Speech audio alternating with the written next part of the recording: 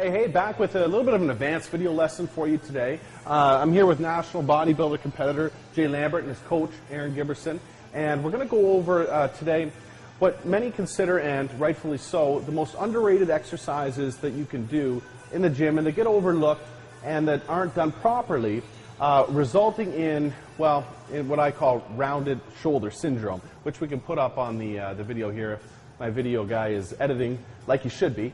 But that being said, Aaron, can you take it away a little bit and explain why bodybuilders struggle with developing the rear delts, along with what you're going to have Jay do here in his routine preceding his bodybuilding competition that's, what, in 5 weeks from now, wanting to bring out those rear delts? Yeah, for sure.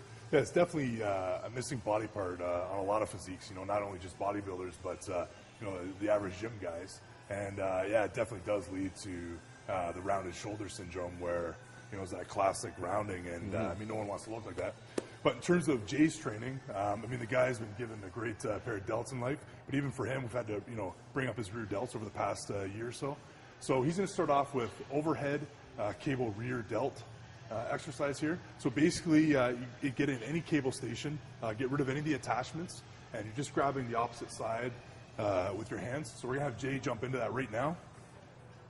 Important things here is to make sure that when you're doing this exercise, you're not bringing it down low. You're trying to keep it at shoulder level. And what you're going to see here, you're going to see these rear delts pop. Like they're just firing here. Now the biggest difference between this and a lot of other exercises, you definitely won't be able to go as heavy as, say, a dumbbell or a rear delt machine. And the main focus here, or the main reason here, is that you're adding all the stress and putting it right on the rear delt. So if you do this exercise properly, you keep your arms up exactly the way Jay's doing it, those rear delts are going to be firing, and you're going to get a hell of a lot more out of it compared to everything else. So the next exercise we're going to go through here to really get those rear delts firing and popping is the one-arm rear delt cable exercise. So we're going to have Jay demonstrate it. Basically here, and you want to watch as Jay's doing it, is you want to keep that back perfectly flat, so parallel with the ground. So Jay's going to grab with his right arm there. Obviously you're going to do the right side first for whatever your sets are, or reps are, and then you're going to move on to the left side. So as you see here, he's keeping his back perfectly parallel with the ground, and it's just firing, putting the entire load on that rear delt. All right, cool. So Aaron, take us through this last exercise that is often, well, missed and not done properly, often not done the way it should be, and something that can actually make a big difference in somebody's overall proportion and physique, especially when somebody's on an advanced level like Jay. So Kyle's really hit the nail on the head there. Perfect. A lot of people do incorporate this exercise, which is the rear delt machine, into their their delt workouts. The problem is they all do it wrong, or they're just not feeling it or something like that.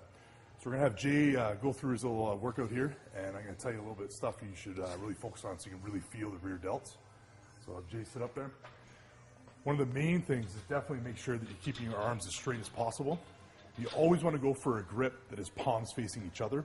You're going to put way more stress on the rear delts. You kind of take that away by doing palms facing down.